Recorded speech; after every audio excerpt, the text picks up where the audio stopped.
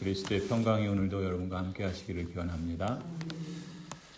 솔로몬 왕은 오늘 본문에 보시면 하나님이 거하실 성전 건축자이면서 동시에 하나님의 언약 백성이 거할 공동체 건축자인 것을 우리가 주목할 수 있습니다. 1절, 2절을 보시면 이렇게 기록합니다. 솔로몬이 주님의 성전과 자기의 궁전을 다 짓는 데에 스무에게 걸렸다. 곧 이어 솔로몬은 히람에게서 얻은 성읍들도 다시 건축하여 거기에 이스라엘 자손을 살게 하였다. 곧 하나님의 임재의 처소인 성전을 건축할 뿐만 아니라 또 하나님의 언약 백성이 거하는 공동체를 세워가는 일에 힘썼던 것을 기록하고 있죠. 뿐만 아니라 이렇게 성전을 건축하고 또 성전 예배를 확립하면서 무엇보다도 하나님의 언약 백성들이 그 마음을 하나님 중심으로 모이도록 결속시키는 일을 힘써 행하는 것을 보게 됩니다. 그래서 3절부터 6절까지도 그런 내용이에요. 솔로몬은 하마소바로 가서 거기서 점령하고 또 다드모를 건축하고 그곳에 양곡 저장 성읍들을 건축하고 또 5절에 보시면 베토론 거기에 성벽을 쌓고 문들 만들고 빗장을 질러서 요새 성읍을 만들고 또 6절에 솔로몬은 자기에게 속한 바알랏 양곡 저장 성읍 또 병거 주둔 성읍, 기병 주둔 성읍들을 세워서 솔로몬은 예루살렘과 레바논과 그가 다스리는 모든 지역 안에 계획한 모든 것을 다 만들었다. 지금 여기에 나오는 도시들은 우리가 정확하게 익숙하지 않은 그런 도시들이지만 대개 이제 여기 소개된 도시들은 국경 지역에 있는 도시들이에요. 그래서 이제 그 외부로부터 침략해 오는 어떤 그런 공격들을 대비해서 방비한 것이고 또 솔로몬에게 속한 그 성읍들은 이제 그 하나님의 언약 백성들이 거주하면서 그곳에 그 이제 뒤에 나오지만 하나님의 언약 백성들에게는 노예 일을 하지 않고 기병대 지휘관이나 또 여러 가지 책임을 맡은 역할들을 하게 되죠. 그러니까 그러한 방비들을 하는 것을 볼 수가 있어요. 그래서 이 하나님의 언약 백성들을 위해서 두로 사람 히람에게서 얻은 성읍들 다시 건축하고 또 거기에 하나님의 백성들이 살게 할 뿐만 아니라 곡식 저장하는 성 세우고 또 국경지대 방비해서 언약 백성의 공동체의 삶을 안전하게 확고하게 세우고자 했던 것을 볼 수가 있습니다.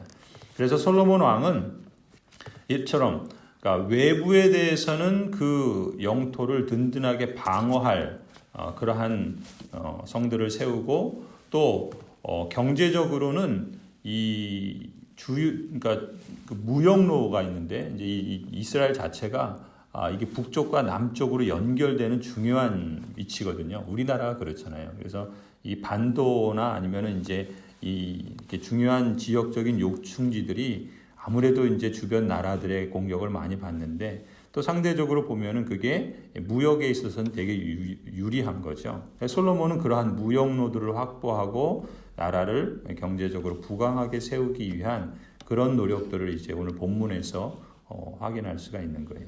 또 이어지는 말씀들을 보면은 이렇게 솔로몬 왕과 하나님의 언약 백성들이 이러한 일들을 진행하는 데 있어서 우리가 주목해야 될 점이 이것인데 하나님의 말씀대로 율법이 명령한 그대로 행하는 모습을 이 역대기를 기록한 저자는 그 점을 강조해요. 그래서 이 역대기라는 것 자체가 이미 이스라엘이 멸망하고 남유다도 바벨론 포로로 끌려갔다가 다시 돌아온 다음 세대들이 어떻게 자신들의 역사를 과거의 실패를 되밟지 않고 새로운 역사를 써내려갈 것인가 그 목적이라고 그랬잖아요. 그래서 그것을 어떤 걸 중심으로 기록해 나가냐면 성전과 예배를 중심으로 그리고 하나님의 언약 백성이 어떤 사람들인가라는 걸 중심으로 기록해 나가는데 지금 이 오늘 본문에서 소개되는 그 중요한 강조점이 뭐냐면 하나님의 말씀대로 하나님의 율법이 명령한 대로 그대로 행하는 이런 표현들을 이제 반복해서 쓰고 있죠. 그래서 7절부터 10절을 보면은 거기에 나오는 것은 이제 솔로몬 왕이 하나님의 말씀대로 이스라엘 백성들은 노예로 부리지 않고요. 군인과 지휘관, 감독관으로 등용하는 모습을 볼 수가 있어요. 그러니까 레위기 25장에 보면은 하나님의 언약 백성들에 대해서는 그들을 노예로 그렇게 부리지 말라라고 말씀하셨거든요. 왜 그렇겠습니까? 하나님의 백성들이 애굽에서 노예 생활했던 걸 하나님 아시잖아요. 그래서 거기서 건져내서 구원해 주셨는데, 그래서 하나님은 시내산에서 율법을 주실 때 하나님의 언약 백성들이 노예로 살지 않도록 그렇게 말씀하셨던 것이죠. 그래서 8절을 보시면 이렇게 기록해요. 솔로몬은 이 사람들은 뭐냐면 7절에 나오는 그 가나안 이방 민족들을 말해요. 그 사람들을 사실은 하나님께서는 그들을 다 멸하시라고 명령하셨는데, 여호수아 시대부터 정복 전쟁을 하고 가나안 시대를 보면 그렇게 행하지 않죠. 그때 좀 남겨둬요. 사실 그건 하나님의 그 말씀대로 행하지 않은 모습이었는데, 아무튼 현실이 그랬어요. 그래서 그 자손들이 이 가나안 땅에서 또 이제 자손들을 낳고 거기에 남은 사람들이 있었겠죠. 그래서 솔로몬은 그 사람들, 그들을 노예로 삼아서 이 성전을 건축하거나 성들을 방비하고 다시 재건하는 일들에 강제 노동에 동원을 합니다. 그래서 이제 8절 후반절에 보면 그들은 이스라엘 자손이 다 멸하지 않고 그 땅에 남겨둔 자손이다 이렇게 말하죠. 그리고 9절에 보면 그러나 솔로몬은 이스라엘 사람들 가운데서는 어느 누구도 노예로 삼아 일을 시키지 않았다. 이스라엘 사람은 솔로몬의 군인이 되고 또 관리들을 통솔하는 최고 지휘관이 되고 병거대 지휘관이 되고 기병대가 되었다. 그래서 이제 책임 맡은 역할들을 하도록 그렇게 하나님의 말씀대로 이제 준행했다라는 걸 이제 역대기 저자는 강조하고 있는고요. 11절에서도 마찬가지예요. 11절도 보시면은 이 솔로몬이 바로의 딸을 다윗성에 데려다가 자신의 아내로 삼아요. 사실 이것은 그 하나님의 말씀을 따른 건 아니에요. 그러니까 이방인을 아내로 삼았다는 건 이건 바람직하지 않죠. 근데 아마 솔로몬은 왕으로서 그러니까 외교적인 그런 어떤 역할들을 하기 위해서 주변의 강대국의 나라의 공주나 이런 사람들을 아내로 삼아서 이제 그 나라를 지키려고 했죠. 그럼 사실 바람직하지 않아요. 그리고 실제로 우리가 솔로몬의 생애를 보면 그의 통치 후기는 실패한 모습을 보여줘요. 그 실패가 어디서부터 비롯되냐면 바로 이런 모습이에요. 주변의 이방인들의 그 공주들을 아내로 삼아서 그들이 섬기는 우상까지 같이 그대로 인정해주는 모습을 보여서 솔로몬을 우리가 흔히 말할 때 우리가 이제 3대 왕들이 사울, 다윗, 솔로몬 있잖아요. 그래서 보통 세 사람을 그 마음으로 따질 때 우리 그 성경 파노라마라고 하는 아이들 또 장년들 이렇게 성경을 배우는 그런 교육 프로그램이 있는데 거기에 보면 간단하게 이렇게 말해요. 사윗의 마음은 무심이었다. 하나님께 대해서 무심했다. 다윗은 전심이었다. 하나님께 그 마음을 다 드렸다. 솔로몬은 반심이었다. 솔로몬은 반만 드렸다. 그렇게 말해요. 그러니까 아주 그냥 간단한 표현이지만 정확하게 표현한 거예요. 사울은 무심, 다윗은 전심, 또 솔로몬은 반심. 솔로몬은 그런 점에서 이러한 모습이 사실은 결국 빌미가 되고 그가 하나님께 반역하는 그런 반심이 되는 그런 계기가 되죠. 그런데 이제 어쨌든 11절에서 보면 역대기 저자는 그 점을 부각하기보다는 무엇을 강조하냐면 솔로몬이 바로의 딸을 다윗성에서 데려다가 따로 둬요. 왜 그렇게 했는가? 거기 그렇게 기록하죠. 11절 보면 뭐라 그럽니까?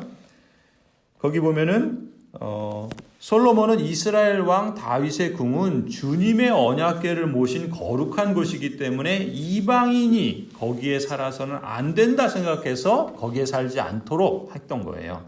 그러니까 이 점에 있어서는 하나님의 말씀을 또 따른 거예요. 그러니까 하나님의 그 성전에 이방인이 들어갈 수 없다라는 것을 행했던 것이죠. 그러니까 역시 이 점도 이제 이 말씀대로 행한 점을 여기서 이제 강조하고 있는 거고요. 또 12절부터 그 16절까지도 이 솔로몬이 성전에서 제사하고 예배하는 일을 얼마나 성실히 수행했는가라는 걸 기록해요. 그런데 그 표현들이 뭐라 그래요? 모세의 명령대로 절기를 지켰다. 또 다윗의 명령대로 제사장을 비롯한 성전 봉사자들을 조직해서 이 성전 기능이 제대로 이루어지도록 했다. 이런 표현들을 써요. 가령 그 13절에 보시면은 거기에 이제 안식일 또 절기 지키는 일 이런 거 하는데 뭐라 그럽니까? 모세가 명령한 제사일과를 그대로 하였다 이렇게 표현하죠. 또 14절 맨 끝에 보시면은 이제 그 성전의 여러 가지 봉사일, 사람들을 세우고 직분을 맡기고 또 그 역할들을 보좌하게 하는데 끝에 뭐라 그럽니까? 하나님의 사람 다윗이 명령한 그대로 행했다. 즉 모세의 율법과 다윗의 규례를 따라서 이건 다 뭐예요? 하나님의 말씀 그대로 행했다. 지금 이 점을 강조하는 거예요. 그러니까 이 역대기 저자에 있어서는 이미 앞서 실패한 역사를 되밟을 필요는 없죠. 그러니까 그들이 실패한 것을 강조하기보다는 그들이 하나님의 말씀과 뜻을 따랐던 점들을 더 부각시키면서 그 점을 이제 이 포로 이후의 다음 세대가 그걸 잡고 그렇게 공동체를 세워가야 한다. 이것을 강조하고 있는 거예요. 아무튼 그래서 이제 이 모든 것을 이런 식의 즉 하나님의 말씀을 따라 율법 그대로 행했다라고 하는 것은 뭘 강조하겠습니까? 모든 것의 중심이 바로 하나님을 삶의 중심에 모시는 것 이것을 이제 강조하는 것이겠죠. 그러니까 성전 건축도 그렇고요. 또 그 하나님의 언약 백성들이 거할 그 성읍들을 건축하는 것도 그렇고요. 그 모든 것들은 그러니까 궁극적인 그 목적과 또 그 마음의 중심에는 하나님을 삶의 중심으로 모시고 살고자 함에 있었다라는 거예요. 그래서 성전을 건축하고 완성한 후에 온전한 예배 시행을 이제 행하는 것을 우리가 볼 수가 있고 또 그런 점에서 하나님을 삶의 중심에 모신 거죠.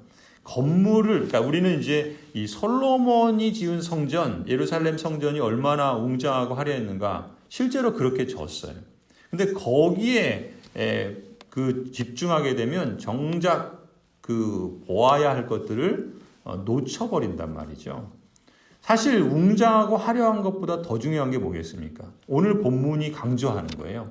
그러니까 모세를 통해서 주신 하나님의 율법을 따라 제사드리고 다윗을 통해 주신 규례의 말씀을 따라 사람을 세워서 하나님을 예배하는 일을 잘 수행하도록 정립했다. 여기에 초점을 둬야 된다는 것이죠.